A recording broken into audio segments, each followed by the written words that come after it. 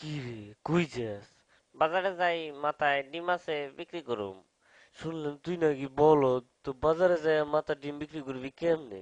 এটা তুই বুঝবি না। তুই অত শুনলাম কম যাস না। আচ্ছা পারলে কত দেখি আমার মাথায় কি আছে, যদি কইতে পারস তো এখান থেকে তোরে আমি 2টা ডিম দেবো।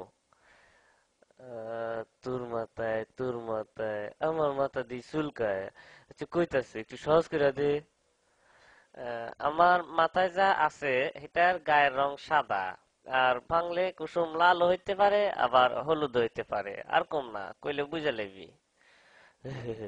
বুঝে গেছি, তোর মাথায় লেম্বু। তুই আসলে একটা বলদ। হয় নাই আমার মাথায় ডিম। ইসিরে, এটা আমি সন্দেহ করছিলাম।